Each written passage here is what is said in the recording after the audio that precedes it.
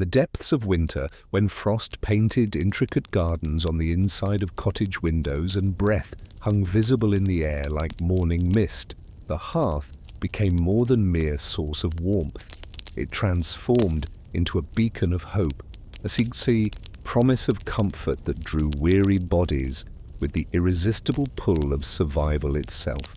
Young Edmund, barely 14 and new to service in the manor house of Sir Geoffrey de Montfort, felt this magnetic attraction as he stood shivering in the great hall, watching the massive fire crackle and dance in the stone fireplace that dominated the room like an altar dedicated to the gods of warmth. The flames called to him with voices older than human memory, speaking the ancient language that had drawn his ancestors from caves into the first crude shelters where fire meant the difference between life and death. The orange and gold tongues of light seemed to beckon with gentle fingers, promising relief from the bone-deep cold that had settled into his young frame during the long hours of evening service. How natural it seemed, how sensible to spread his thin blanket as close as possible to that glorious source of heat and light. Edmund had grown up in a humble cottage where the family's small fire provided barely enough warmth to heat water for cooking, let alone offer comfort through the long winter nights. The sight of this magnificent blaze, fed with logs the size of his entire body and tended by servants whose sole duty was maintaining its glory, overwhelmed his practical understanding with wonder and desire. Surely, he reasoned with the logic of inexperience, sleeping beside such abundance would mean a night of unprecedented comfort. The other servants, men and women who had learned the hard lessons of hearth proximity through years of trial and error, watched the young man's obvious intentions with the weary recognition of those who remembered their own painful education. Old Margaret, the head cook, whose face bore the weathered lines of decades spent near kitchen fires, shook her head with gentle sympathy as she observed Edmund arranging his meager bedding in what seemed like the perfect position, close enough to feel the fire's warmth, but far enough to avoid the obvious dangers of spark and flame.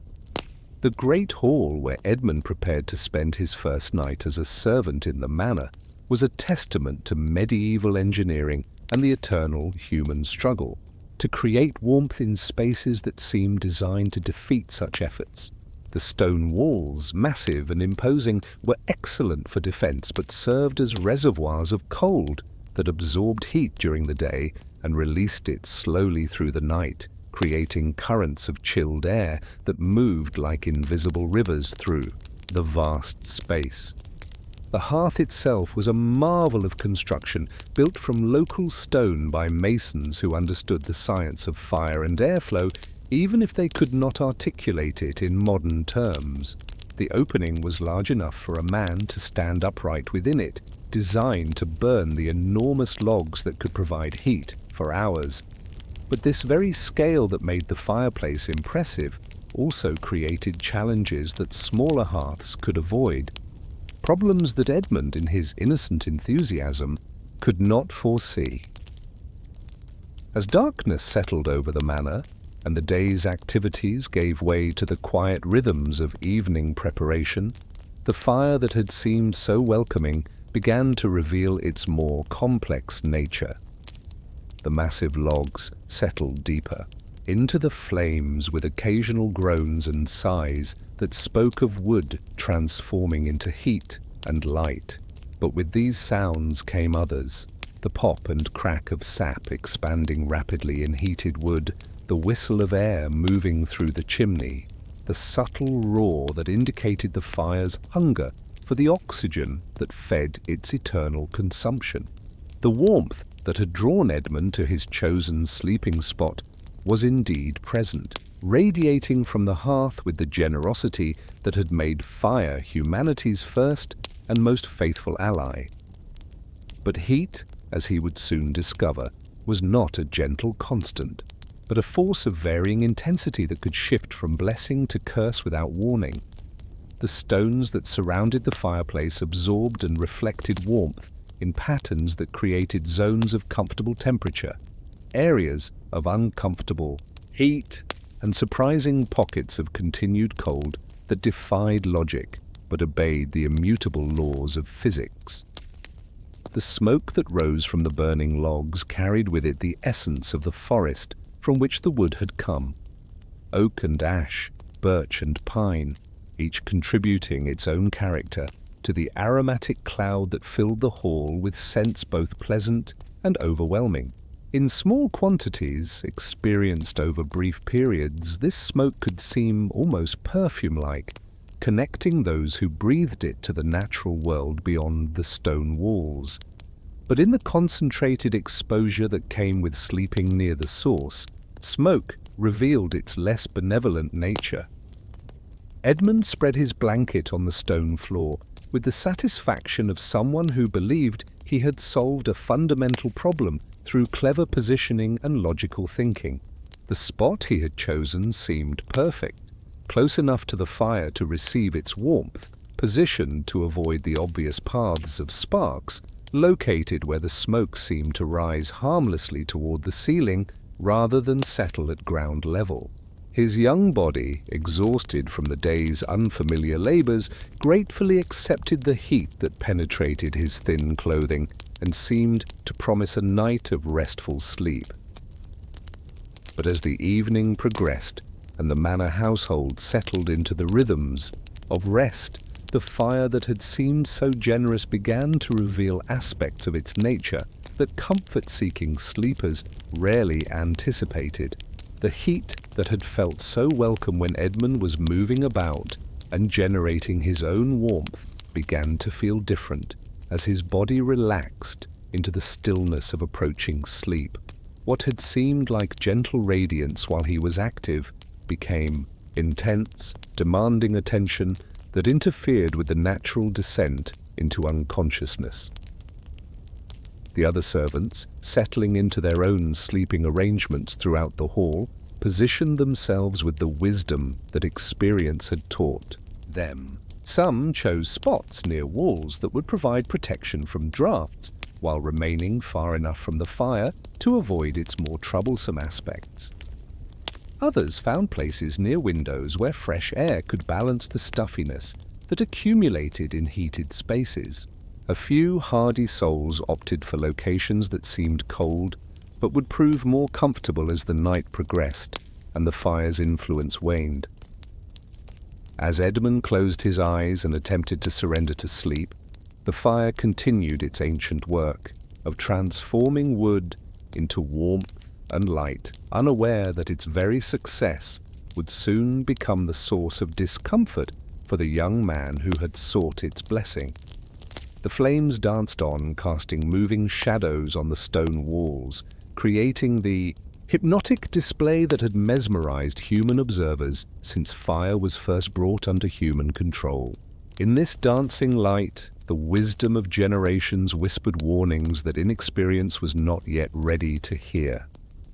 The hearth's siren song continued through the night, its glowing embers promising comfort while delivering lessons that could only be learned through direct experience.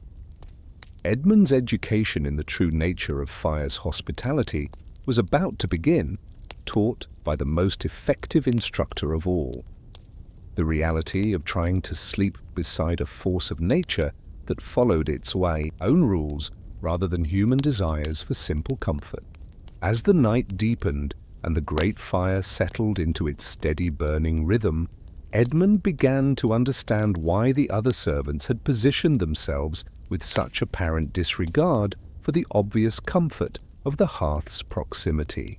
The smoke that had seemed so insignificant during the evening's activity, rising gracefully toward the stone ceiling and disappearing into the darkness above, began to behave differently as air currents shifted with the cooling temperature and the fire's changing consumption patterns. Medieval fireplaces, for all their impressive size and careful construction, operated according to principles that modern minds might find primitive but which represented the accumulated wisdom of centuries of trial and error. The chimney that carried smoke away from the living space was essentially a stone tube designed to create enough draft to pull combustion products upward and out of the building. But this system, dependent on temperature differences and air pressure variations, was far from perfect in its operation.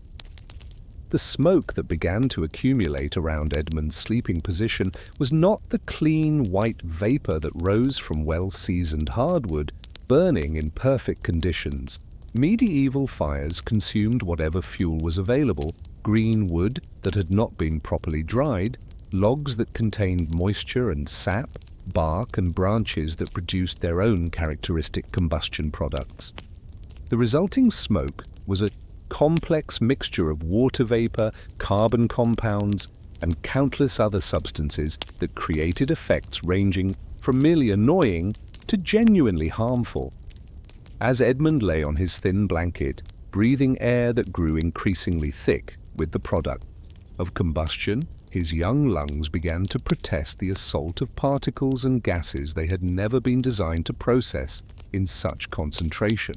The pleasant wood smoke scent that had seemed so appealing earlier in the evening transformed into an overwhelming presence that filled his nostrils, coated his throat, and left him fighting the urge to cough in ways that would disturb the sleeping household. The medieval understanding of smoke and its effects was limited by the scientific knowledge of the time, but practical experience had taught generations of fire tenders that breathing too much of any fire's products could cause problems, ranging from simple discomfort to serious illness. The servants who had positioned themselves farther from the hearth were following wisdom passed down through families of workers who had learned these lessons through generations of service in great houses where massive fires burned throughout the winter months. The stone construction that made the manor house impressive and defensible also contributed to the smoke problems that plagued those who slept too close to the hearth. The thick walls and small windows that kept out invaders also restricted air circulation, trapping combustion products in spaces where they could accumulate to dangerous levels. Unlike the humble cottages where Edmund had grown up, where gaps in construction provided natural ventilation, the manor's solid construction created an environment where smoke had fewer escape routes. Edmund's eyes began to water as the night progressed, the smoke finding its way into every sensitive membrane despite his attempts to position his face away from the obviously smoky areas. The particles suspended in the air were invisible in the firelight, but made their presence known through the burning sensation they created in eyes and throat, the gradually building discomfort that transformed what should have been restful sleep into a prolonged ordeal of respiratory distress. The composition of medieval smoke was far more complex than the relatively clean combustion products produced by modern heating systems. The wood burned in manor house fireplaces often included whatever materials were readily available: construction scraps that might contain resins and other compounds, bark that produced its own array of irritating substances, even occasional pieces of treated wood that released chemicals into the air as they burned. Each type of fuel contributed its own character to the mixture that accumulated in sleeping areas. The effect of prolonged smoke exposure went beyond immediate discomfort to include more subtle impacts that might not become apparent until morning or even later. The compounds in wood smoke could affect sleep patterns, creating restlessness that prevented the deep rest that young bodies needed for proper development. The reduced oxygen levels that accompanied heavy smoke concentration could cause headaches and fatigue that would persist long after the immediate exposure ended. Edmund tried various strategies to minimize his smoke exposure while maintaining his proximity to the fire's warmth. He experimented with positioning his head at different angles, covered his nose and mouth with portions of his blanket, even attempted to create small barriers that might deflect the worst of the smoke away from his sleeping area. But each solution created new problems. Coverings that helped with smoke made breathing more difficult. Position changes that reduced exposure also moved him away from the warmth he sought. The other servants, settling into sleep around the great hall, demonstrated through their positioning the compromises that experience had taught them to make. Those who slept farther from the fire accepted cooler temperatures in exchange for cleaner air. Others chose locations where drafts would carry smoke away, even if the same air currents made them vulnerable to cold. The veterans of manor house service had learned that perfect comfort was impossible, that wisdom lay in choosing the least problematic combination of difficulties. As the night wore on and the fire consumed its fuel with steady determination, the smoke production changed character according to the types of wood being burned and the efficiency of the combustion process. Well-seasoned hardwood burned cleanly when the fire was hot and well supplied with oxygen. But as the logs burned down and the fire's intensity decreased, the smoke became thicker and more acrid.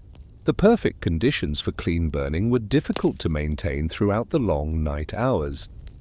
The medieval night was filled with sounds that spoke of the challenges faced by all who slept near fires. The soft coughing of those whose lungs protested smoke exposure, the rustling of bedding as people repositioned themselves to escape particularly bad accumulations of combustion products, the occasional movement of servants who rose to adjust the fire or seek relief from the atmospheric conditions their sleeping positions had created. Edmund's romantic notions about the comfort of sleeping near the great fire began to dissolve, as reality imposed its lessons with patient persistence. The warmth that had seemed like such an obvious blessing revealed itself to be accompanied by costs that his inexperience had not anticipated.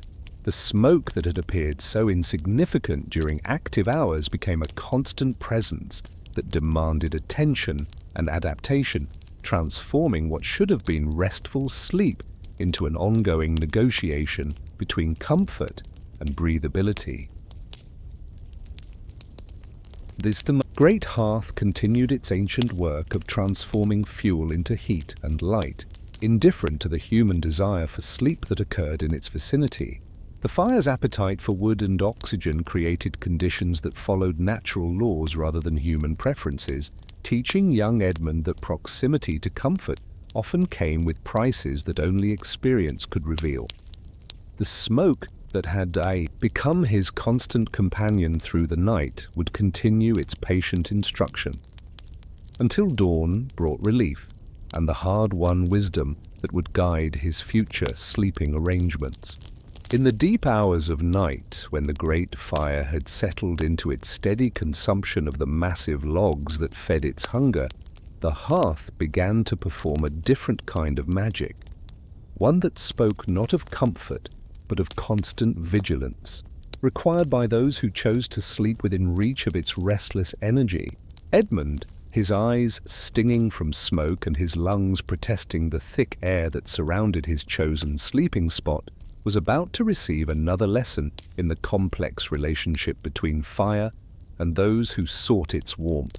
The medieval fireplace, for all its impressive construction and careful engineering, was essentially a controlled explosion contained within stone walls, its flames reaching temperatures that could melt metal and consume anything combustible that came within their reach. The logs that burned so majestically were constantly shedding pieces of themselves, tiny fragments of burning wood that popped and crackled as moisture turned to steam and sap expanded rapidly under intense heat. These sparks, beautiful and hypnotic as they danced upward in the heated air, carried within them the potential for destruction that made sleeping near the hearth a perpetual gamble. The physics of spark production was not understood by medieval minds in modern terms, but generations of fire tenders had observed the patterns that governed when and how burning fragments were ejected from fires. Green wood produced more sparks than seasoned timber. Resinous logs sent up showers of glowing particles when the sap pockets heated beyond their capacity to contain the expanding gases. Even the best hardwood, properly dried and carefully selected, would occasionally release burning fragments that could travel surprising distances from their source. Edmund had positioned his bedding what seemed like a safe distance from the fire's edge, calculating based on his limited observation that sparks fell harmlessly into the hearth or rose straight up the chimney without threatening sleeping areas. But fire, as he was discovering, followed its own rules rather than human assumptions about its behavior. The air currents created by the fire's heat could carry burning particles in unexpected directions, while the settling of logs could suddenly change the trajectory of sparks with no warning to those who slumbered nearby. The first spark that found its way to Edmund's blanket was tiny, barely visible as it arced through the air with the graceful trajectory of a falling star. It landed with no sound or immediate effect, a glowing dot no larger than a pinhead that seemed insignificant compared to the massive fire from which it had escaped.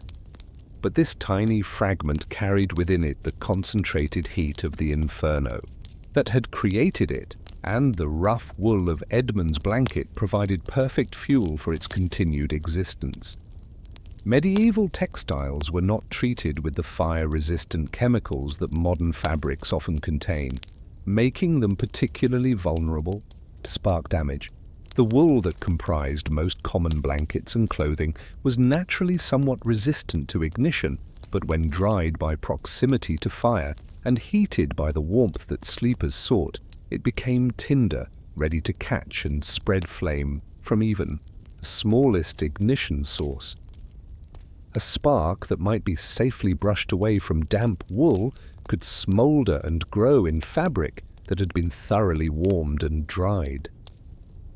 The smell of singed wool that began to penetrate Edmund's smoke-hazed consciousness was subtle at first, easily confused with the general burning odors that filled the great hall. But as the tiny spark worked its patient destruction, eating through the fibers of his blanket with microscopic determination, the scent grew stronger and more distinct. By the time Edmund's sleeping mind recognized the danger, the spark had consumed a small but significant portion of his only protection against the cold night air. The discovery of the burned hole in his blanket brought Edmund fully awake with the shock of understanding how close he had come to a fate far worse than mere discomfort. The spark that had damaged his bedding could just as easily have ignited the straw that filled his mattress or caught in his clothing while he slept. The medieval world was filled with stories of fires that had begun with similar small incidents, growing from tiny sparks into conflagrations that consumed entire buildings and claimed the lives of those too slow to escape. The other servants, awakened by Edmund's startled movement and the smell of burned wool, responded with the quick efficiency of people who had faced similar dangers and understood their implications. Old Margaret appeared with a bucket of water that she kept near her sleeping area for just such emergencies, while others helped examine Edmund's bedding and clothing for additional spark damage that might not yet be apparent to his inexperienced eyes. The inspection revealed several more small burns in Edmund's blanket, evidence that the single spark he had noticed was only one of many that had found their way to his sleeping area during the night. Some had apparently extinguished themselves harmlessly, but others had smoldered until they consumed small circles of wool before dying out. The pattern of damage told a story of constant bombardment by burning particles that Edmund had been too inexperienced to anticipate or too deeply asleep to notice. The ritual of spark checking was as familiar to experienced fire sleepers as any other aspect of hearth safety, performed with the automatic precision of people who understood that vigilance was the price of survival. Bedding was examined regularly throughout the night, not just for obvious damage, but for the subtle signs that indicated sparks had landed and might still be smoldering in places where their destruction was not yet visible. Clothing was shaken, out and inspected, hair was checked for singed ends, and skin was examined for the small burns that could result from brief contact with burning particles. The tools for dealing with spark emergencies were simple but essential, kept within easy reach of anyone who chose to sleep near a fire. Water, sand, even urine could be used to extinguish smoldering materials before they developed into dangerous flames. Thick cloth or leather could be used to smother small fires that had gained too much strength for liquid extinguishing agents. The key was quick response based on constant awareness of the danger that sparks represented. Edmund's education in spark behavior continued as he observed the fire's performance throughout the remainder of the night. He began to notice the patterns that governed spark production, how certain types of wood sent up regular showers of burning fragments, how the addition of new fuel to the fire temporarily increased the danger, how air currents could carry sparks farther than seemed physically possible. Each observation added to his growing understanding of why experienced servants chose their sleeping positions with such apparent disregard for maximum warmth. The psychological impact of constant spark vigilance was as exhausting as the physical discomfort of smoke and uneven heat. True rest required the ability to relax completely, to surrender consciousness to sleep without reservation. But sleeping near a fire demanded perpetual awareness, the part of the mind that monitored for danger, remaining alert even when the body desperately needed rest. This divided attention created a form of fatigue that went beyond simple tiredness, to include the strain of maintaining vigilance through what should have been restorative hours. The dance of sparks and sleeping souls that played out around medieval hearths was an ancient performance that had claimed countless victims over the centuries, teaching lessons that could only be learned through direct experience or inherited from those who had survived similar dangers. Edmund's initiation into this dance was proceeding with the patient instruction that fire provided to all who sought its warmth without understanding its nature. As dawn approached and the fire settled into the quieter burning that characterized its final hours, the sparks that had threatened Edmund's sleep grew less frequent, but no less dangerous. The embers that remained glowed with concentrated heat that could ignite any combustible material that came too close. The night had taught him that fire's generosity came with conditions that demanded respect, and that the warmth he sought carried prices he was only beginning to understand. As the long night progressed and Edmund's education in hearthside sleeping continued with relentless thoroughness, he encountered perhaps the most confusing aspect of fire's character, its ability to create simultaneously intense heat and persistent cold within the space of a few feet. The great fireplace that dominated the manor hall was a master of this contradiction, radiating warmth that could make one side of a sleeper's body uncomfortably hot while the other side remained exposed to stone-cold air. That seemed to mock the fire's very existence. The physics of radiant heat distribution, while unknown to medieval minds in scientific terms, was understood through painful experience by anyone who had attempted to warm themselves beside a large fire. Heat traveled in straight lines from its source, creating zones of intense warmth directly in front of the flames, while leaving areas just outside these zones completely unaffected by the fire's presence. A person positioned to receive the full benefit of the fire's radiance on their front would find their back exposed to air temperatures that could approach freezing. Edmund discovered this phenomenon as he lay on his side, facing the fire in an attempt to maximize his exposure to its warmth while minimizing his inhalation of smoke.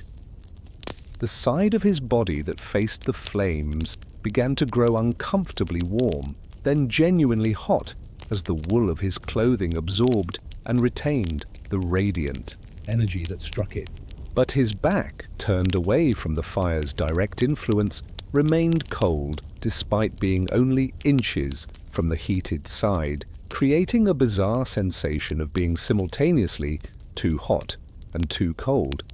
The stone construction of the manor hall contributed to this problem by creating surfaces that absorbed heat during the day but radiated it away during the night, functioning as massive heat sinks that could drain warmth from anything that came into contact with them.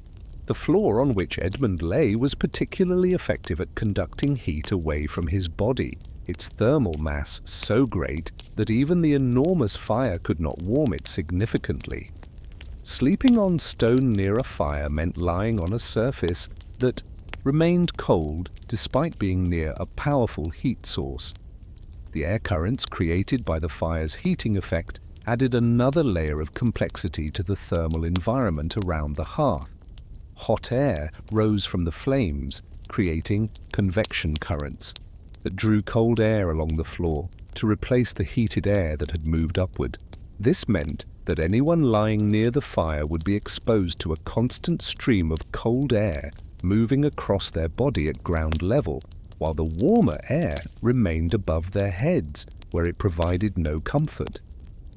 Edmund tried various positions in an attempt to find some configuration that would provide even heating for his entire body, but each adjustment created new problems while solving others.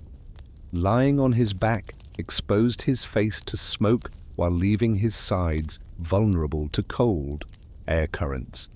Turning on his side provided relief for his face, but created the uncomfortable temperature differential between front and back. Curling into a ball reduced his exposure to both heat and cold, but made breathing more difficult and proved impossible to maintain during actual sleep. The experienced servants around the hall had long ago learned to accept that perfect thermal comfort was impossible near a large fire, that wisdom lay in finding the least uncomfortable compromise rather than pursuing the illusion of ideal conditions. Some used techniques of gradual rotation, changing position regularly to expose different parts of their bodies to the fire's warmth, while preventing any area from becoming uncomfortably hot.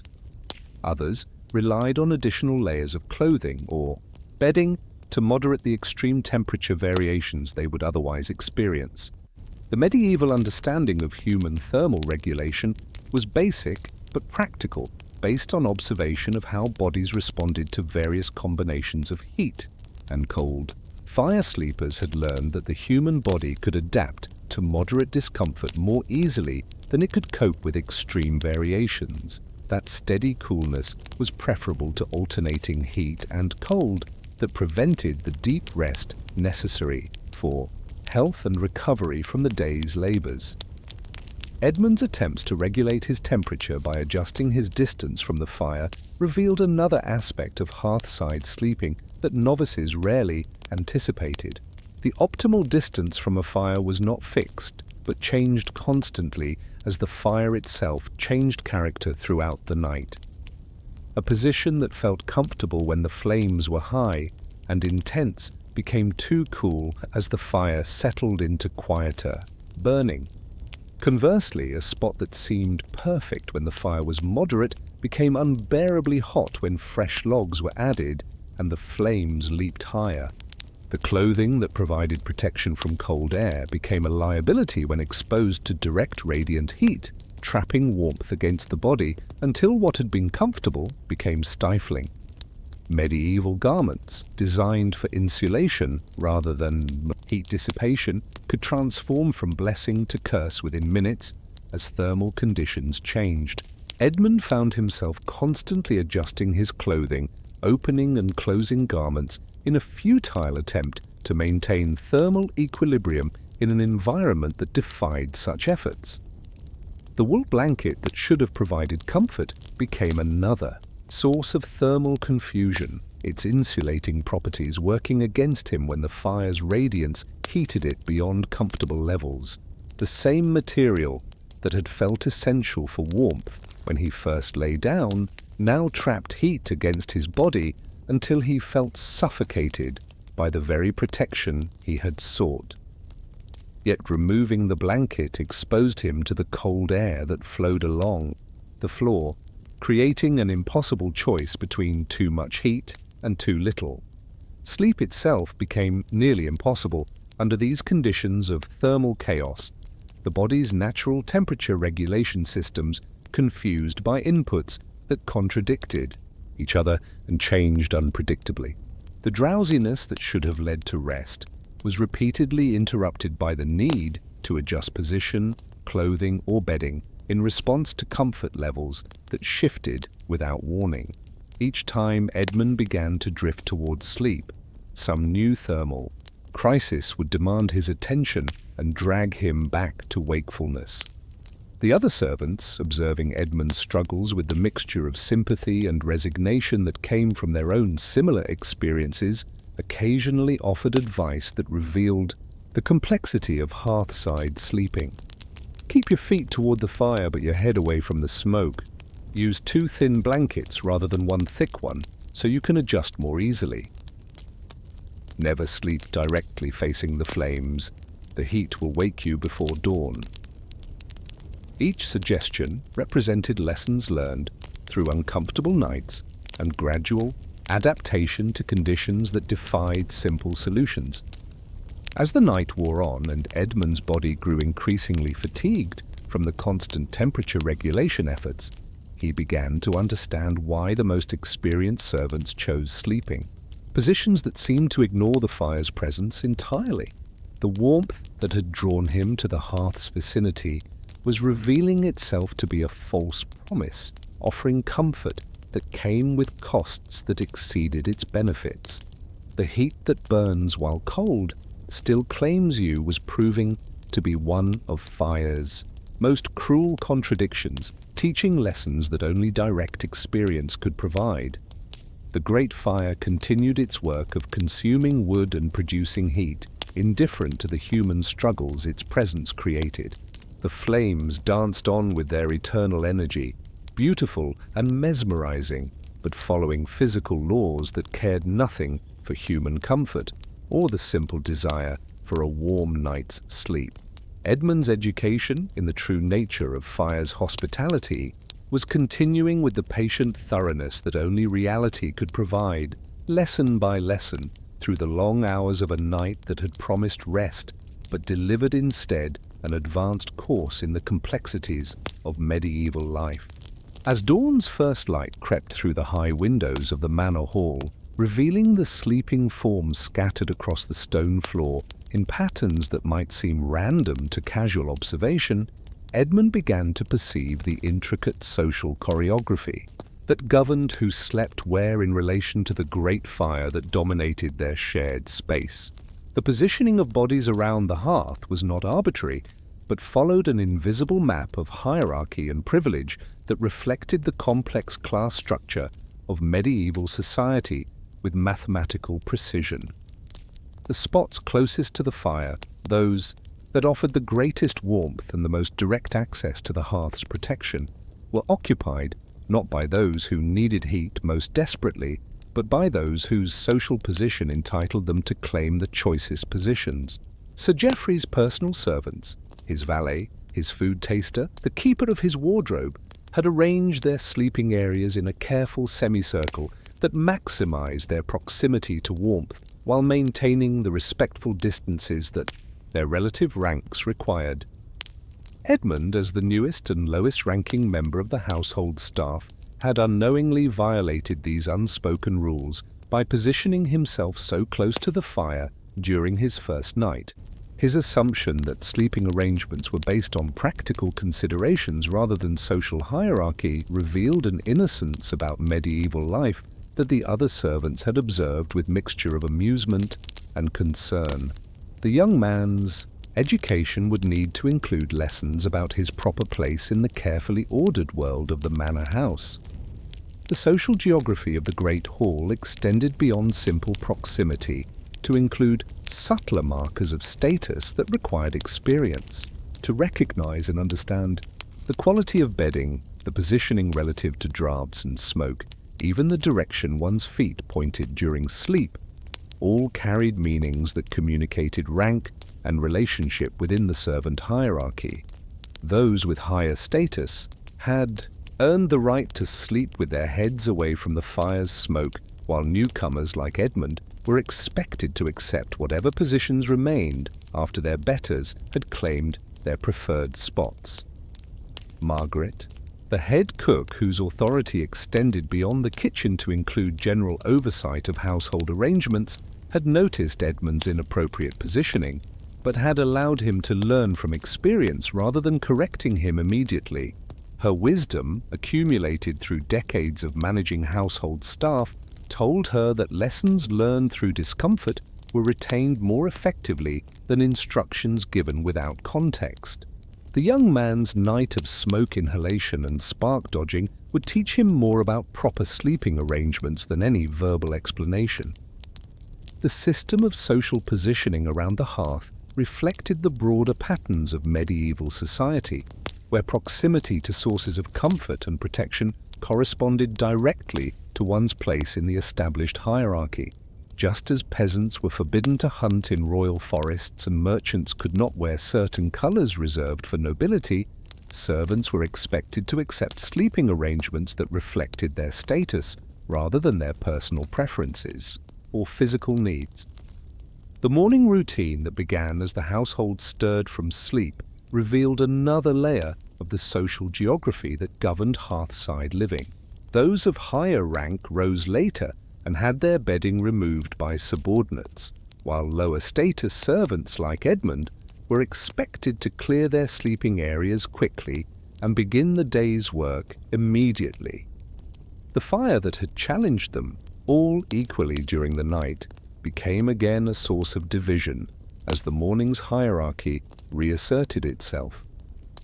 Edmund's position as the newest arrival placed him at the bottom of a pecking order that had been established through years of careful negotiation and mutual understanding among the household staff.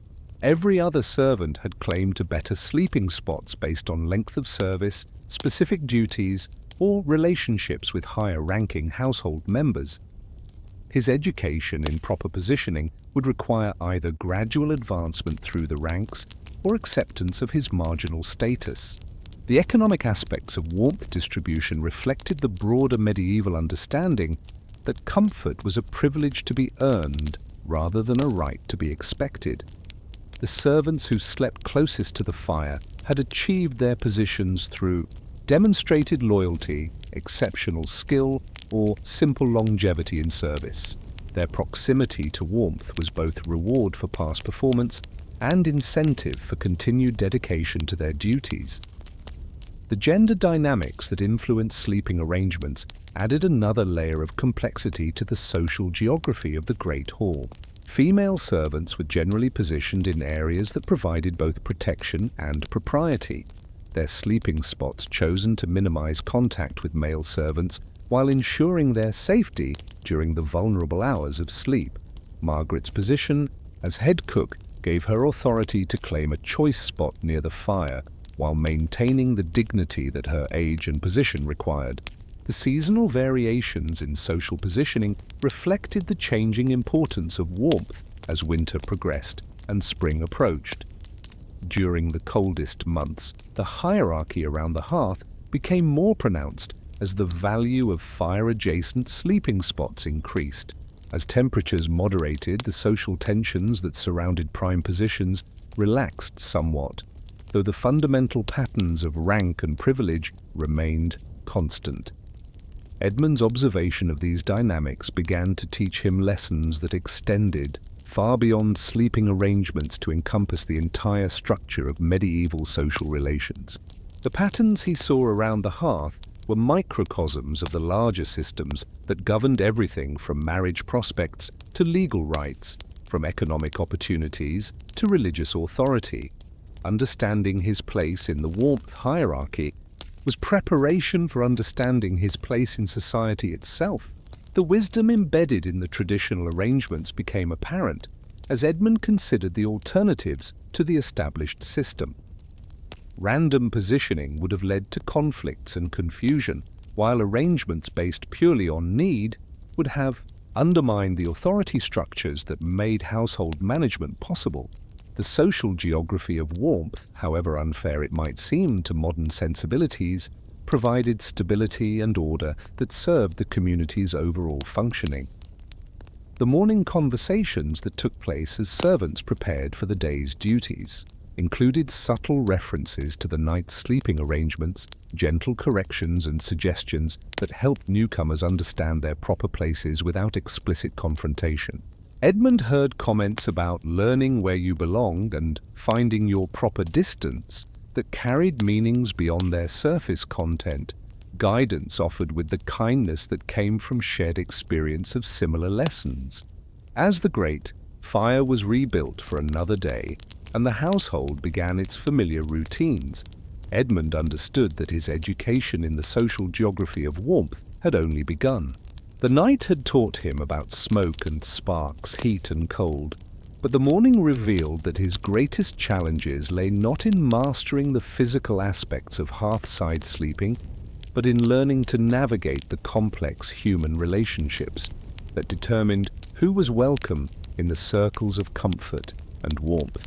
The fire that had seemed like such a simple blessing the previous evening was revealing itself to be the center of a complex social universe where privilege and position mattered more than need or comfort.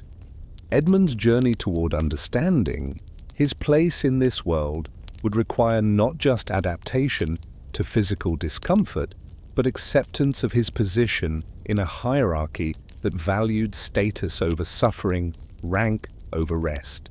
And perhaps, as you consider these ancient patterns of privilege and proximity, you too can find wisdom in understanding that human societies have always organized themselves around access to comfort, that the struggles for warmth and security that defined medieval life continue in different forms today, and that finding peace often requires accepting our place in systems larger than our individual desires, while working gently toward the wisdom that can transform suffering into understanding, discomfort into growth, and isolation into community.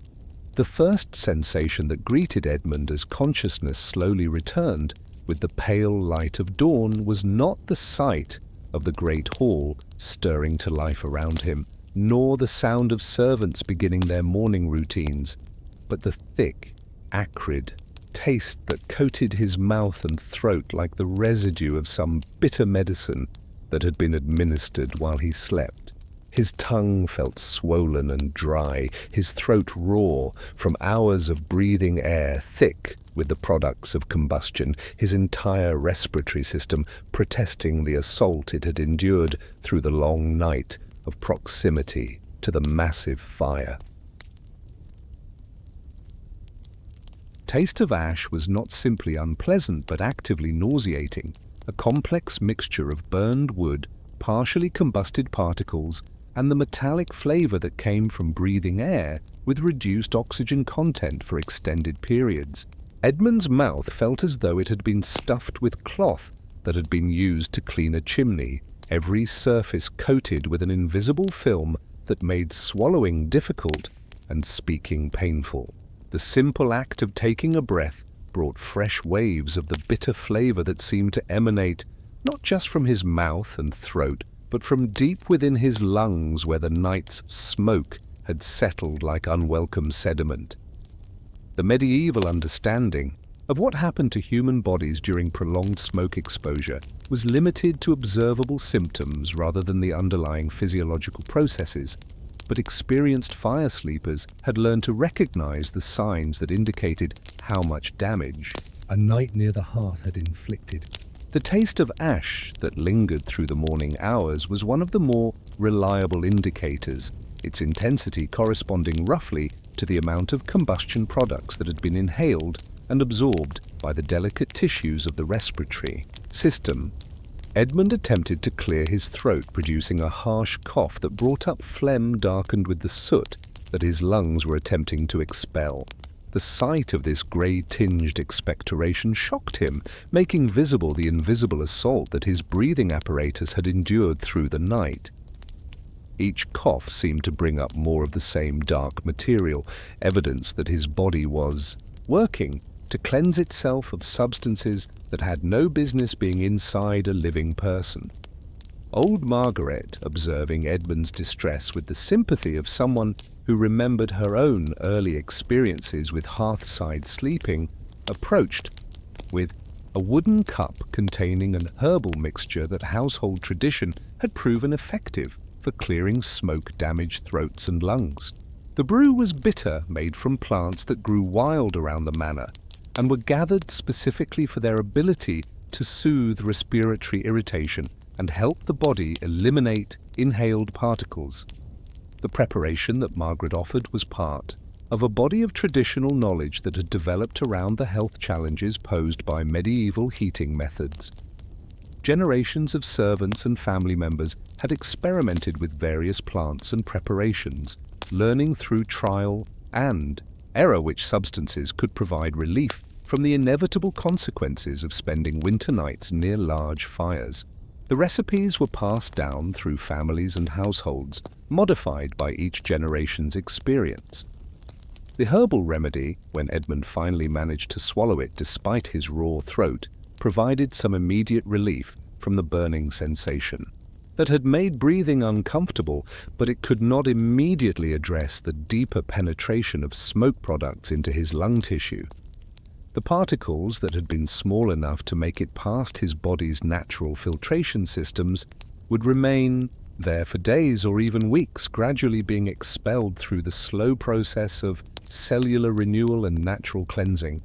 The other servants showed varying degrees of similar symptoms, their morning coughs and throat clearing, creating a chorus that spoke of the collective toll that the night's warmth had extracted from those who had sought the fire's comfort. Some, particularly the newer members of the household staff, displayed the same grey-tinged expectoration that marked Edmund's condition. Others, veterans of many seasons of hearthside sleeping, seemed less affected but still showed signs of respiratory irritation. The difference in how various servants responded to smoke exposure reflected both their experience in managing proximity to fires and their body's adaptation to the chronic, low-level assault that came with their sleeping arrangements. Those who had spent years near hearths had developed somewhat greater tolerance for smoke, though this adaptation came at costs that might not become apparent until later in life, when accumulated damage began to manifest as more serious respiratory problems.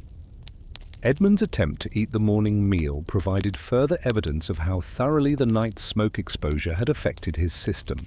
Food that should have been appetizing tasted flat and strange, the flavors masked by the persistent ash taste that seemed to coat every surface of his mouth. Even water tasted different, as though it too had been contaminated by the smoke that had penetrated every aspect of his respiratory system. The morning's work assignments took on a different character when performed by servants whose breathing had been compromised by the night's smoke exposure. Tasks that required physical exertion became more challenging when every breath brought reminders of the previous night's ordeal. Edmund found himself becoming winded more easily than usual, his lung capacity apparently reduced by the irritation and inflammation that smoke exposure had created. The social aspects of morning smoke recovery revealed another dimension of the hierarchy that governed household life. Those of higher rank, who had slept in positions less affected by direct smoke exposure, began their day's duties with energy and clarity that contrasted sharply with the sluggish performance of those who had spent the night closer to the fire's products. The morning's productivity patterns reflected the previous night's sleeping arrangements with depressing accuracy. The cycle of smoke exposure and recovery that characterized winter life in the manor house was accepted as natural and inevitable by servants who had no choice but to adapt to conditions they could not change. The taste of ash that greeted each morning was simply part of the price paid for warmth during the cold months. One more discomfort to be endured in lives that contained many such challenges. Edmund's education in the realities of hearthside sleeping was expanding to include understanding of how the night's decisions affected the day's capabilities. The warmth he had sought by positioning himself close to the fire had come with costs that extended far beyond the immediate discomforts of smoke and sparks, to include reduced capacity for the work that defined his value to the household. The morning's taste of ash was both symptom and warning, evidence of damage done and preview of consequences yet to come.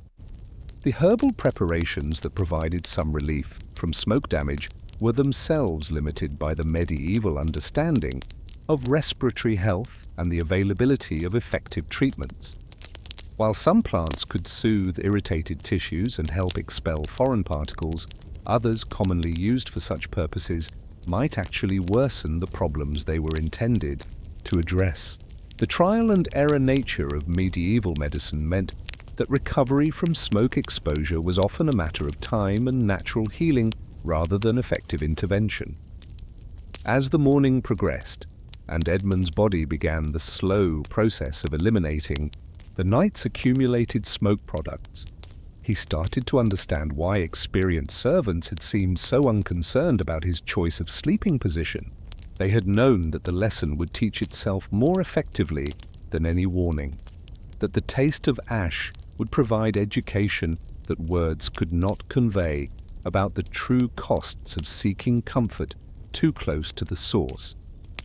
The great fire that had promised such warmth and security had extracted its payment in the form of respiratory distress that would linger for days, affecting Edmund's capacity for work and enjoyment of life's simple pleasures like food and drink.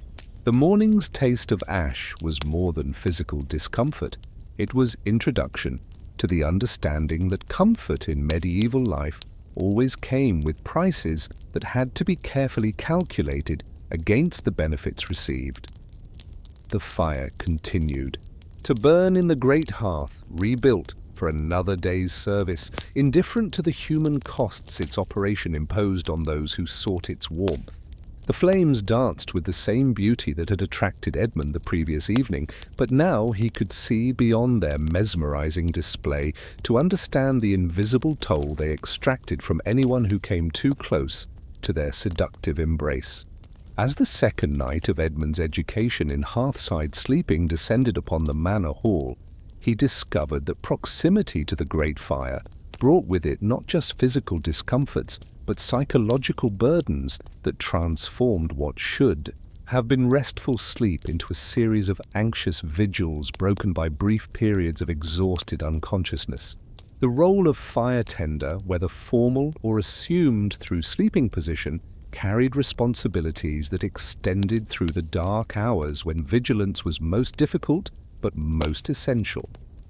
The medieval fire was not a modern convenience that could be lit with the strike of a match and forgotten until morning, but a living entity that required constant attention to maintain its health and contain its potential for destruction. A fire left unattended could easily consume all available fuel and die, leaving the household cold and dark, or it could spread beyond its intended boundaries and consume the building that sheltered it. Either outcome represented disaster that could have been prevented by proper care and attention. Edmund, having positioned himself closer to the fire than any other servant, found himself naturally assuming the role of unofficial fire watcher during the night hours. Every sound from the hearth, the crack of settling logs, the pop of expanding sap, the whistle of air moving through the chimney, drew his attention and demanded assessment. Was that sound normal settling, or did it indicate logs shifting in ways that might allow the fire to spread? Was the whistle of airflow consistent with proper chimney function, or did it suggest blockage that could cause dangerous smoke accumulation? The responsibility of fire tending extended beyond simply watching for obvious dangers to include the subtle management tasks that kept a fire burning efficiently throughout the long night. Logs needed to be repositioned as they burned to ensure proper airflow and even consumption. The fire's bed of coals required occasional stirring to maintain the hot base that would ignite fresh fuel when it was added. The balance between burning logs had to be monitored and adjusted to prevent the fire from becoming either too hot or too cool for optimal operation. The tools of fire management were simple, but required skill and experience to use effectively. The iron poker that could be used to adjust log positions was heavy and unwieldy, its use requiring strength and precision to achieve desired results without creating dangerous spark showers or destabilizing the fire's structure. The wooden paddle for stirring coals had to be used carefully to avoid igniting the tool itself, while ensuring that hot embers were properly distributed for maximum heat output. The timing of fire-tending activities required knowledge that came only through experience and careful observation of how fires behaved under different conditions. Adding fresh fuel too early could smother the existing flames, while waiting too long could allow the fire to burn so low that new logs would not catch properly. The decision of when and how much to feed the fire was complicated by the need to balance current heating needs against the limited supply of fuel that had to last through the entire night. Edmund's attempts to tend the fire during his second night revealed how much skill was required for tasks that appeared simple when performed by experienced firekeepers.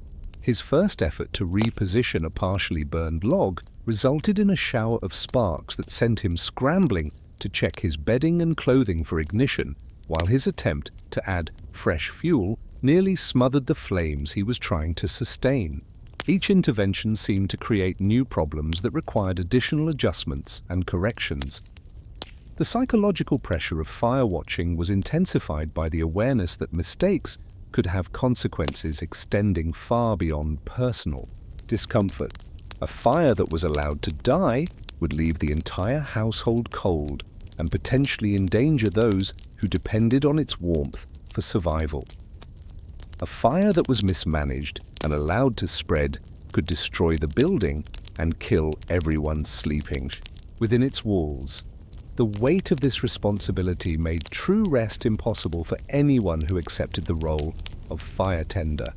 The social dynamics surrounding fire tending revealed another aspect of household hierarchy and the distribution of responsibilities according to rank and experience. The most skilled firekeepers were typically older servants who had demonstrated their competence through years of successful fire management, while newcomers like Edmund were expected to observe and learn rather than taking active responsibility for such critical tasks.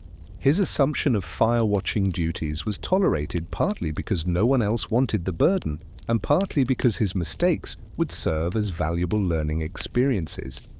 The physical demands of fire tending through the night were considerable, requiring the fire watcher to rise repeatedly from his bedding to attend to the fire's needs, while other servants slept undisturbed. The constant movement between lying and standing, combined with exposure to varying temperatures as he moved closer to and farther from the fire, created additional stress on a body that was already challenged by smoke exposure and thermal discomfort. The knowledge required for effective fire tending encompassed not just practical skills, but understanding of the fire's relationship to weather conditions, building characteristics, and the specific types of wood being burned. Different woods required different management techniques, while changes in outside temperature and wind could dramatically affect how a fire burned and what kind of attention it required. The truly skilled fire tender could read these variables and adjust his techniques accordingly. The interrupted sleep that resulted from fire tending responsibilities created its own set of health challenges that compounded the direct effects of smoke exposure and thermal stress. The human body required sustained periods of deep sleep for proper recovery and immune function, but the vigilance required for fire watching made such rest nearly impossible. The resulting fatigue accumulated over time, affecting both physical health and mental clarity in ways that could persist long after a particular night's duties were completed.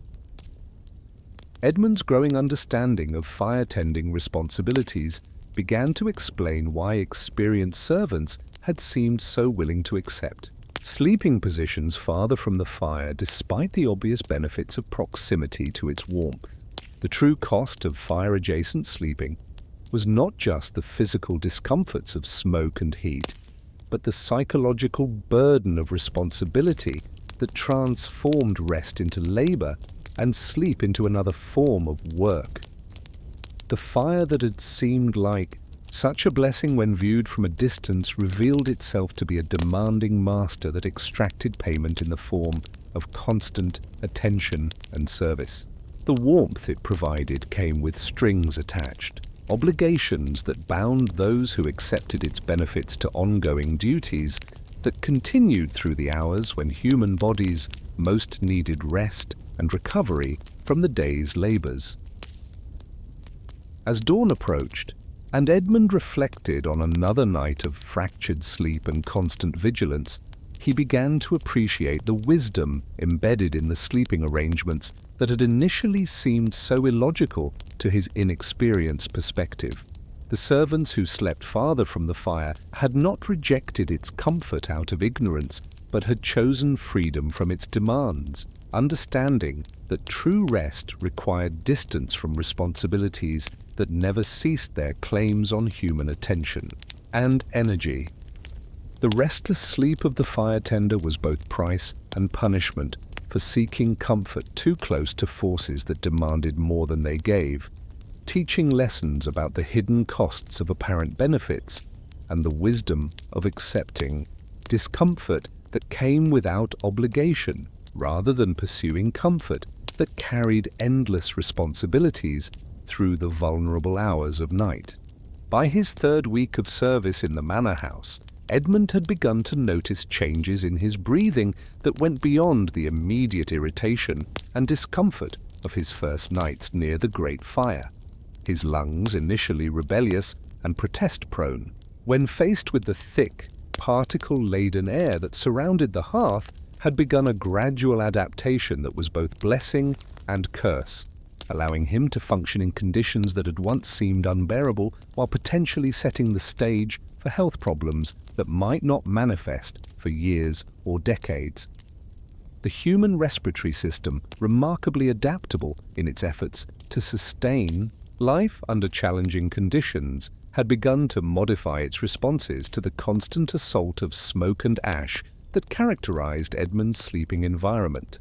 The violent coughing that had marked his first mornings was becoming less frequent and less productive, not because his exposure to harmful substances had decreased, but because his body was learning to tolerate conditions that would have overwhelmed his virgin lungs just weeks before. The medieval understanding of respiratory adaptation was limited to observable phenomena rather than the underlying biological mechanisms that enabled such changes. Experienced servants had noticed that newcomers to hearthside sleeping typically progressed through predictable stages of adaptation, beginning with acute distress and gradually developing tolerance that allowed them to function normally despite continued exposure to conditions that would have incapacitated them initially. Edmund's morning expectoration, once dramatically darkened with soot and particulate matter, was becoming clearer and less voluminous as his respiratory system learned to cope with its altered environment. This change might have seemed like improvement to someone who judged health by superficial symptoms, but experienced healers understood that reduced symptoms could sometimes indicate accommodation to harmful conditions rather than actual recovery from damage. The accommodation process that allowed Edmund's lungs to tolerate smoke-laden air involved changes at the cellular level that enabled continued function while potentially compromising long-term health. The delicate tissues that lined his airways were becoming less sensitive to irritation, developing a kind of protective numbness that allowed normal breathing despite ongoing exposure to substances that his body's natural responses had originally identified as harmful. The social aspects of respiratory adaptation created another layer of the hierarchy that governed household life, with those who had successfully adapted to smoke exposure gaining status and privilege that reflected their ability to tolerate conditions that defeated newer servants. Edmund's growing tolerance for hearthside sleeping was noticed and appreciated by other household members, marking his progression from outsider struggling with basic survival to insider capable of functioning under the challenging conditions. That defined winter life in the manor. The seasonal patterns of respiratory health in the household reflected the cycles of heating and ventilation that characterized medieval building use. During the coldest months, when fires burned constantly and windows remained tightly shuttered, even the most adapted servants showed signs of respiratory stress. As spring approached and fresh air became more readily available, the household's collective lung health would improve dramatically, though the relief was temporary and would reverse again when winter returned. Edmund began to notice that his sense of taste and smell, initially overwhelmed by the constant presence of smoke and ash, were becoming muted and less discriminating. Foods that should have been flavorful seemed bland, while odors that should have been obvious required concentration to detect. This sensory dampening was another aspect of his body's adaptation to conditions that overwhelmed normal perceptual abilities, allowing function while potentially masking important environmental information. The work capacity changes that accompanied respiratory adaptation were complex and sometimes contradictory. While Edmund's ability to function in smoky conditions improved dramatically, his overall stamina and endurance seemed to decline slightly, as though his body's resources were being diverted to managing the ongoing challenge of breathing compromised air. Tasks that required sustained physical effort became more taxing, even as his tolerance for smoke-specific challenges increased. The long-term implications of respiratory adaptation were beginning to become apparent in the older servants who had spent decades near fires during the winter months. Some showed signs of persistent breathing difficulties that seemed unrelated to immediate smoke exposure, while others had developed chronic coughs that persisted even during the warmer months, when fire use was minimal. The connection between years of smoke exposure and these health problems was understood intuitively, if not scientifically, by household members.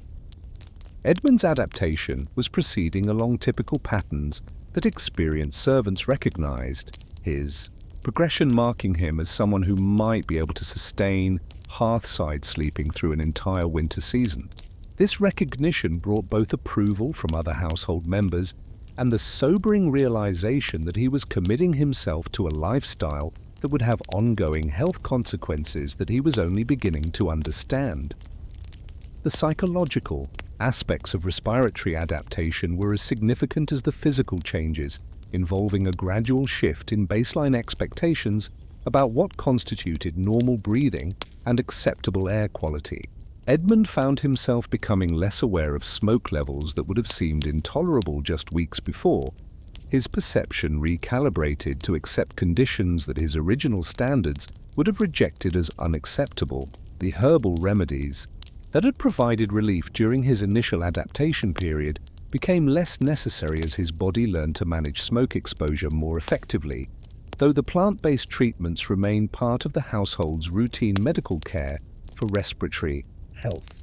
The knowledge embedded in these traditional remedies reflected generations of experience with smoke-related health problems and the plants that could provide at least partial relief from their effects. The comparison between Edmund's current respiratory condition and his pre-service health revealed the scope of changes that had occurred in just a few weeks of intensive smoke exposure. His baseline lung function had shifted noticeably, though he was learning to function effectively within his new limitations. The trade-off between adaptation and health was proceeding according to patterns that countless servants had experienced before him. The recognition that his lungs were learning to love the grey represented both triumph and tragedy. Triumph in his body's remarkable ability to adapt to challenging conditions, tragedy in the realization that such adaptation came with costs that might not be reversible and would certainly affect his health for the remainder of his life. The smoke that had once been his enemy was becoming his familiar companion, welcomed by respiratory tissues that had learned to accept what they could not avoid. As Edmund settled into his adapted routine of hearthside sleeping, breathing air, that would have choked him weeks before. With the calm acceptance of someone whose body had made peace with its challenging environment, he represented both human resilience and the price of that resilience in a world where survival often required accepting conditions that were far from optimal for long-term health and well-being. As winter deepened and Edmund's service at the manor house settled into the rhythms that would define his daily existence for months to come, the full cost of his proximity to the great fire began to reveal itself in ways that extended far beyond the immediate discomforts of smoke and sparks, heat and cold. The price of sleeping near the hearth was being extracted from every aspect of his young life, his health, his social relationships, his prospects for advancement, and his understanding of what comfort truly meant in a world where warmth was both blessing and burden. The accumulated effects of weeks spent breathing smoke-laden air were becoming apparent in subtle changes to Edmund's overall health and vitality. His appetite, never robust in a life of limited food availability, had declined further as his sense of taste remained muted by constant smoke exposure. The weight loss that resulted from reduced eating was compounded by the additional energy his body required to process the ongoing assault on his respiratory system, creating a cycle of declining physical condition that threatened his ability to perform the demanding work that justified his place in the household. The sleep disruption that came with fire-tending responsibilities had cascaded into problems that affected every aspect of Edmund's functioning during daylight hours. His concentration was impaired, making it difficult to learn new tasks or remember complex instructions. His reflexes were slower, increasing the risk of accidents during work that involved sharp tools or dangerous activities. His emotional regulation was compromised, leaving him more susceptible to frustration and despair when faced with the inevitable challenges of servant life. The social costs of Edmund's sleeping arrangement were becoming more apparent as the household dynamic settled into winter patterns. His position as unofficial fire tender, while carrying certain responsibilities that other servants appreciated, also marked him as someone willing to accept conditions that others found intolerable. This willingness to endure discomfort for proximity to warmth was interpreted by some as evidence of poor judgment, while others saw it as admirable dedication to duty despite personal cost. The economic implications of Edmund's health decline were straightforward and harsh in a world where personal value was measured primarily by capacity for useful work. His reduced stamina and impaired concentration made him less efficient at his assigned tasks, potentially affecting his standing with the household administrators who determined servant assignments and privileges. The medieval economy had little patience for workers whose productivity was compromised by lifestyle choices, even when those choices were made from understandable desire for comfort. The educational opportunities that Edmund had hoped to pursue during his service were being compromised by his physical and mental condition. The reading and writing practice that he attempted during evening hours became more difficult when conducted in smoke-filled air that irritated his eyes and made concentration challenging. The conversations with more experienced servants that could have provided valuable learning were hampered by his chronic cough and hoarse voice that marked him as someone suffering from preventable health problems. The comparison between Edmund's condition and that of servants who had chosen different sleeping arrangements provided stark evidence of the trade-offs involved in seeking comfort too close to its source. Those who slept farther from the fire, while accepting greater cold and discomfort during the night hours, maintained better health, clearer thinking, and stronger work capacity during the day. Their choice to endure temporary discomfort in exchange for long-term well-being was proving to be the wiser strategy. The seasonal perspective on Edmund's situation revealed additional dimensions of the price he was paying for warmth. The relief that would come with spring, when fires could be reduced and fresh air would become available, was still months away. The cumulative damage that would result from continued smoke exposure through the remainder of winter could affect his health for years to come, while the immediate benefits of warmth would disappear as soon as the weather improved. The medical knowledge available to address smoke-related health problems was limited to herbal remedies and traditional treatments that could provide symptomatic relief, but could not reverse the fundamental damage being done to Edmund's respiratory system. The household supply of medicinal plants was limited, and their use was typically reserved for acute illnesses rather than the chronic health problems that resulted from lifestyle choices, like sleeping too close to fires. The psychological aspects of Edmund's declining condition were as troubling as the physical symptoms, involving a gradual erosion of his optimism and energy that threatened his ability to maintain the positive attitude that made servant life bearable. The chronic discomfort and fatigue that characterized his daily existence were wearing down his mental resilience, making it more difficult to find joy in the small pleasures that sustained those in difficult circumstances.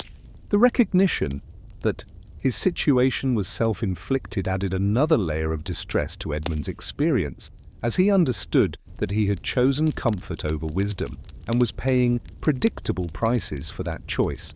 The knowledge that other servants had warned him through example, if not words, about the costs of hearthside sleeping made his current suffering feel like the result of stubborn ignorance rather than unavoidable misfortune. The future implications of Edmund's current path were becoming clearer as he observed older servants who had spent years near fires during winter months. Some showed signs of permanent respiratory damage that affected their capacity for physical labor, while others had developed chronic health problems that made their daily lives more difficult and their prospects for advancement more limited. The warming that Edmund sought was revealing itself to be a luxury that came with interest rates that compounded over time. The broader lessons embedded in Edmund's experience extended beyond individual health choices to encompass fundamental questions about the relationship between comfort and wisdom, immediate gratification, and long-term well-being. His proximity to the fire was teaching him that the most appealing options were not always the most beneficial, that true comfort sometimes required accepting discomfort, and that the highest prices were often paid for benefits that seemed free. At the time, they were chosen. As Edmund faced another night near the great fire, his body adapting to conditions that were slowly destroying his health, while his mind grappled with the recognition that he had traded his future well-being for present warmth, he embodied the timeless human tendency to choose immediate comfort over long-term wisdom. The price of proximity to comfort was being extracted from every aspect of his existence, teaching lessons that would serve him well if he survived to apply them, but that came with costs that might prove too high for the benefits they provided. The fire continued to burn with the same beauty and warmth that had originally attracted him, indifferent to the human costs its proximity imposed on those who sought its comfort. The flames danced on with eternal energy, offering the same seductive promises to future servants who would face similar choices between wisdom and warmth, comfort and health, immediate gratification and long-term survival in a world where both were precious and neither came without significant cost. As spring's first tentative warmth began to penetrate the stone walls of the manor house, and the great fire that had dominated the hall through the long winter months was finally allowed to burn lower and less frequently, Edmund stood at a crossroads of understanding that would define not only his remaining time in service, but his approach to life's fundamental choices about comfort, wisdom, and the delicate art of finding one's proper place in an often harsh and unforgiving world. The lessons learned through months of sleeping too close to the hearth had been written in his body and burned into his memory with the thoroughness that only direct experience could provide. His lungs, still clearing themselves of the accumulated damage from smoke exposure, bore witness to the prices paid for warmth sought without wisdom. his sleep-deprived mind, slowly recovering its clarity as the demands of fire tending diminished, could finally process the full scope of what he had endured and learned through the long winter of proximity to comfort that came with hidden costs. The physical distance that Edmund now maintained from the great fire was measured not just in feet and inches, but in the hard-won wisdom that taught him to calculate the true costs of apparent benefits before committing himself to choices that seemed obviously advantageous. The spot he now chose for his bedding was farther from the fire's immediate warmth, but closer to the kind of rest that allowed his body to recover from the day's labors and his mind to remain clear for the challenges that each new day would bring. The other servants, observing Edmund's gradual migration away from the hearth towards sleeping positions that prioritized health over immediate comfort, recognized in his journey the familiar pattern of education that the fire provided to all who sought its warmth without understanding its nature. His transformation from naive comfort seeker to experienced evaluator of trade-offs marked his progression from outsider to insider, from someone who needed protection from his own poor judgment to someone who could be trusted to make decisions based on accumulated wisdom rather than immediate desire. Old Margaret, whose own youth had included similar lessons learned through similar discomfort, watched Edmund's development with the satisfaction of someone who had seen potential fulfilled through adversity overcome. The young man's willingness to endure the education that proximity to fire provided, combined with his eventual wisdom in applying the lessons learned, marked him as someone who might survive and even thrive in a world that offered no protection from the consequences of poor choices. The social geography of the Great Hall, which had seemed so mysterious and unfair during Edmund's first nights in service, now revealed itself as a map drawn by generations of servants who had learned through trial and error where true comfort could be found. The positions closest to the fire, which he had originally coveted, were now understood to be burdens as much as privileges, carrying responsibilities and costs that made them less desirable than they had initially appeared. The seasonal rhythm that governed life in the manor house took on new meaning as Edmund experienced his first transition from winter's fire dependence to spring's liberation from the tyranny of the hearth. The relief that came with being able to sleep without smoke, to breathe air that didn't burn his throat, to rest without the constant vigilance that fire tending required, was so profound that it transformed his understanding of what comfort truly meant. The proper distance that Edmund had learned to maintain from the fire was not a fixed measurement, but a dynamic calculation that took into account the weather, his health, his duties, and the complex social dynamics that governed household life. On the coldest nights, he might move slightly closer to the fire's warmth, but never again would he position himself so close that comfort became suffering, warmth became destruction, and rest became labor. The wisdom embedded in finding one's proper distance extended far beyond sleeping arrangements to encompass all of life's choices about how close to get to sources of power, comfort, and apparent benefit. Edmund's education near the hearth had taught him to look beyond immediate advantages to consider long-term costs, to evaluate apparent benefits with skepticism born of experience, and to understand that the most appealing choices were often the most dangerous. The peace that came with proper distance was not the absence of discomfort, but the presence of balance, the kind of rest that came from accepting appropriate levels of hardship in exchange for genuine comfort that did not extract hidden prices.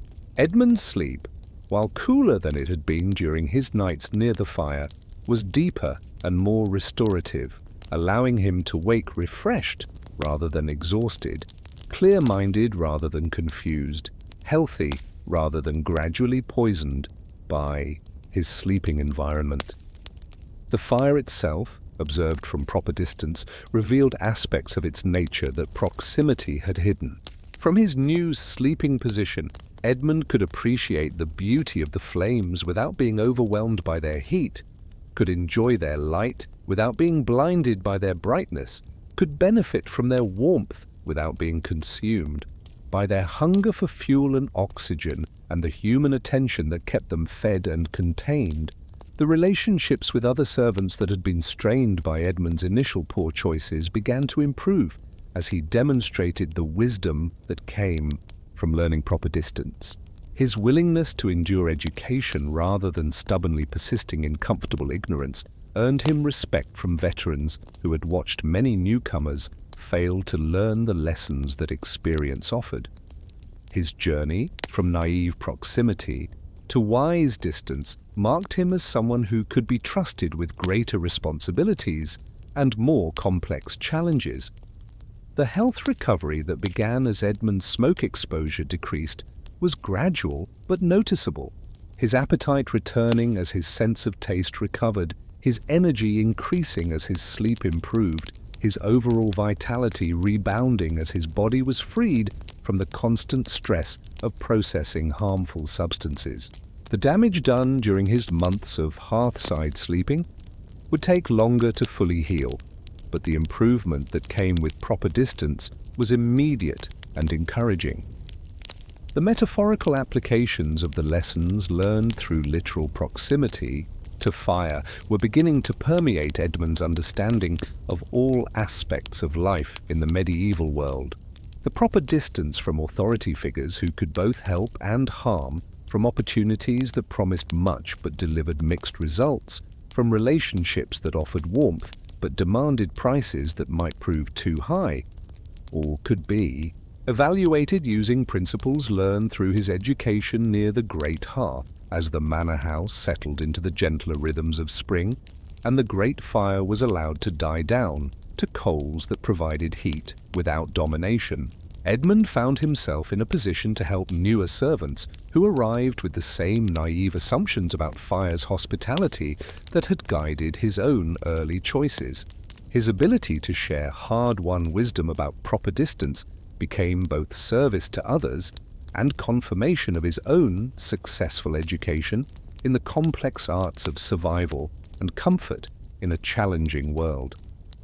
The fire that had been his teacher through the long winter months continued to burn when needed, but its role in Edmund's life had transformed from master to tool, from source of comfort to reminder of wisdom, from seductive promise to valuable lesson about the importance of maintaining proper distance from all sources of power and apparent benefit.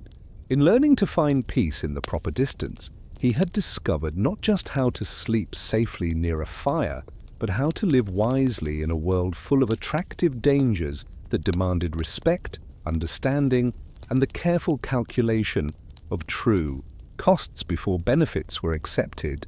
And as you consider this ancient tale of fire and wisdom, of comfort and cost, perhaps you too can find guidance in the understanding that true peace often lies not in pursuing maximum comfort, but in finding the proper distance from all sources of warmth and power, accepting the discomforts that come with wisdom while avoiding the hidden prices that proximity to apparent benefits so often demands. Rest now in the knowledge that the most restful sleep comes not from the warmest places, but from positions that allow genuine rest, that true comfort emerges from balance rather than extremes, and that the proper distance from any source of power or pleasure is the distance that allows you to benefit from its gifts without being consumed by its demands, warmed by its presence without being burned by its touch, comforted by its proximity without being enslaved by its needs.